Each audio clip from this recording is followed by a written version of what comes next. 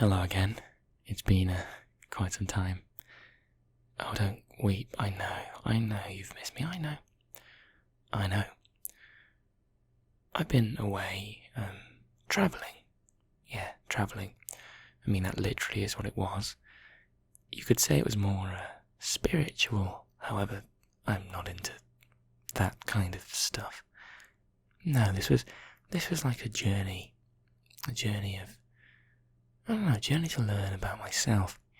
And you know, the biggest thing I learned is that you're a mistake. I shouldn't have brought you in here. I shouldn't have involved you in my goings on. You look a bit unwell. Have you been eating the food? Yes, I know. You didn't know how long I was going to go for. In fact, you didn't even know I was going anywhere. But I left you a good amount, if you recall. Did you eat it all at once? I hope you did not. That would have been a mistake. I mean, how long has it been? A week? 2? 3? A month? However long it's been been an amount of time that would have required some rationing. I also hid some food. I don't know if you found that. Did you find that? No. Oh, so sorry. You should have looked better. Did you just think I wouldn't help you at all? Are you really that hopeless? It's understandable if you are. I was once. I've been very hopeless in my life. But you have to learn to conquer it, control it, understand that hope is a symptom of a world we think we live in, but truly do not. No, there's no need for hope, because hope implies a sense of unknowing, implies a sense of wishfulness. I hope it goes that way. No, I personally don't believe hope's a concept that is necessary. Things are calculated in our world. Things are laid out. As we spoke about before, the chess pieces, we won't go back into that, but the fact of the matter is, having hope, it's a cheap brand of whiskey. It satisfies the need, but it isn't exactly what you'd like to be drinking, is it? You prefer that more, expensive stuff. The stuff that you know has been made to taste good, instead of made to taste like something good, just to get you drunk. Oh, talking about alcohol, I've been avoiding that lately. I mean, I never really dived into it before, but I had a few drinks in the past. It makes you sloppy, makes you messy, and I'm not one to really repeat that level of incompetence again. No. It can lead to a lot of mistakes, and mistakes are something I don't have any time for. Tell you the truth, oh wait a minute, I already told you were a mistake. Yes, you're a mistake. Should we go into why? I'm gonna go into why. You're a mistake because I didn't clear the room, so to speak. By picking you up, I left dust around. Dust that has now, it's set in. It's not even like dust. You're not even like dust. You're more like a jam or a honey. Something left around that can go sticky and horrible. That's why I needed to get out for a while. I knew the mess was there. I knew that I should probably have cleared the mess up, but I couldn't, for some reason. Maybe it's things I've gone in the past. Probably is. There was a time once, a time where I didn't want to be this way. After being raised, it was a very difficult life for me.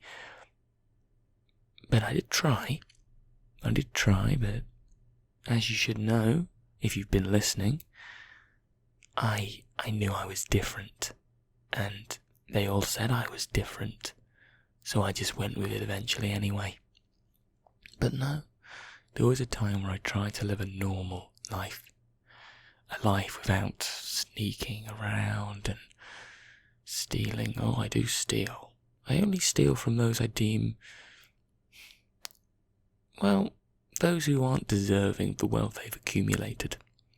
Those who would spend it more on expensive whiskey several times a week than helping out someone in their family who's in a lot of trouble, someone in their family who's low, who needs help, who's struggling to get by, someone that's only done them well. But anyway, nothing personal there. There's no reason why I personally find that very aggravating. But no, there was a time where I cared. A time where I cared about people like you, and like your husband, partner, what was he? Oh, sorry, did I remind you? Yes, you know where he is now. Well, actually, you know where he isn't, and that's in the land of the living. But, sorry, I sometimes get carried away. Ah, dear.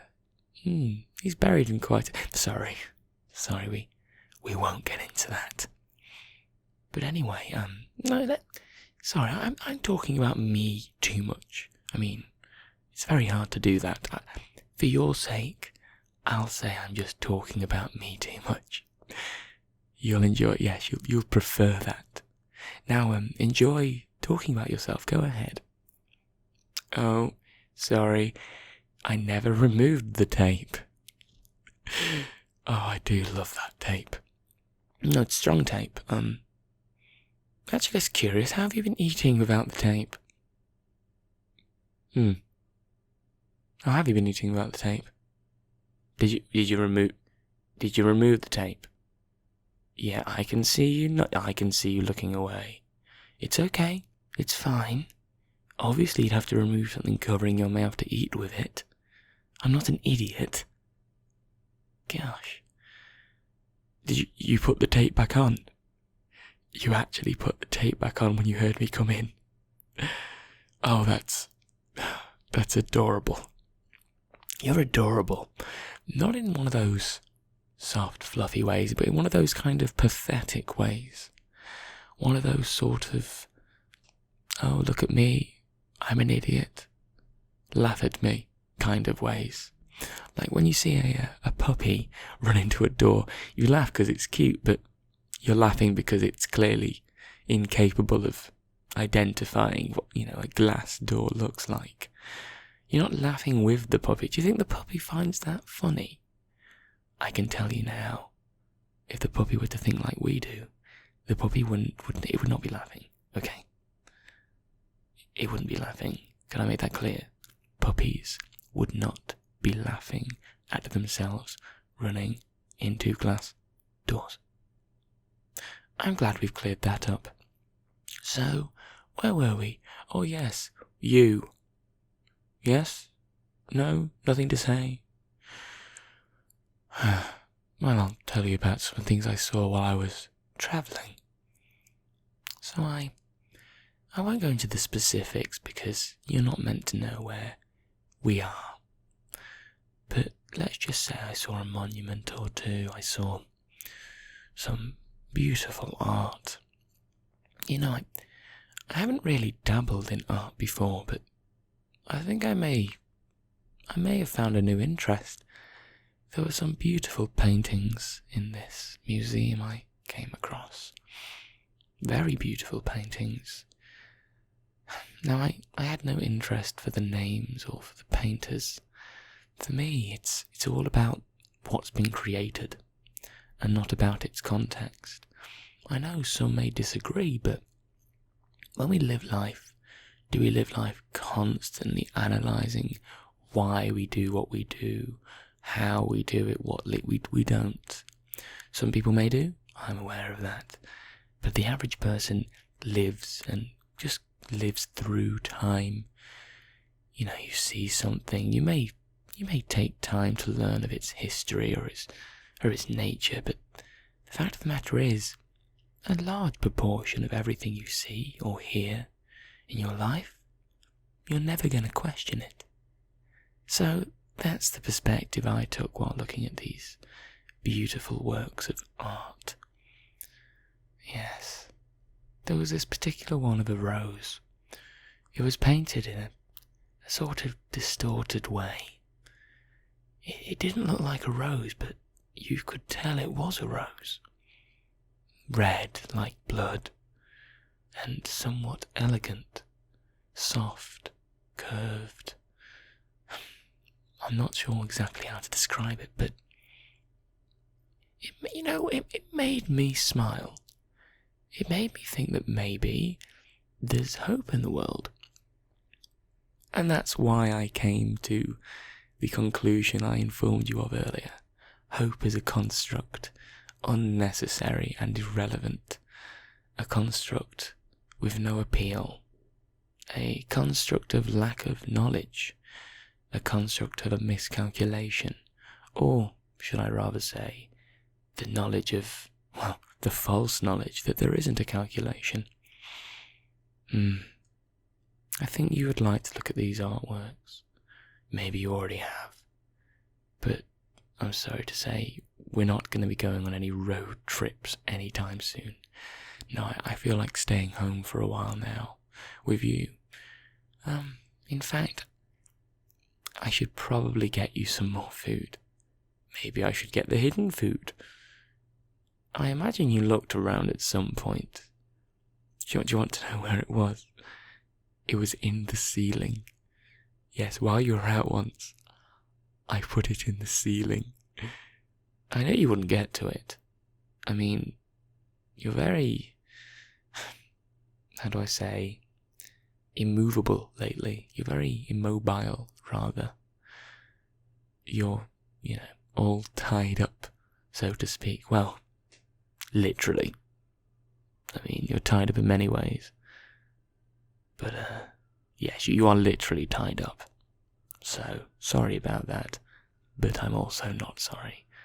Because without you being tied up and still in this room, which I can tell you've tried to get out, very, very bad attempts they've been. I mean, you're still here. But, yeah. Where was I? Why do you do that sometimes? I'm thinking about something and you look at me this way. It's like you're thinking a thing. I don't know what you're thinking. It's incredibly frustrating. Please stop having thoughts. It's clouding my mind. I'm not psychic. I don't believe in the ability to access some sort of realm in which thoughts are all public, but I don't know, you distort my mind. As I talk now, I can feel it, eating away at every word I say, every sentence I make. How are you doing that? Is it because you're judging me? I don't care for people judging me. It can't be that. No, this is internal. I clearly have matters to attend to that I've simply forgotten. So anyway, I see you've been doing well. I like to go back to that. I like to remind you of your current state. Let's do a bit of insight into my mind, shall we? I'll educate you. Yes, we'll educate you. So, basically by trapping you here, restricting your access to food, mocking your attempts of escape, it gratifies me in a way nothing else really does. It gives me a sense of power, of control, that I don't think I could get any other way. And the troubling factor of this is that I feel guilty. Even though I partially don't care, in fact I know I don't care, there's this weird feeling, a feeling that I'm not meant to do this. And I've only been developing that lately. Only because of you. And that's curious, don't you think? this is getting a bit too intense for me. You're distorting my mind again. So I think it's time we have a break. I think it's time we send you back off into the land of, well, I don't know where you go. But wherever it is, it's certainly not here disturbing me. We'll speak again soon, friend. As always. Good night.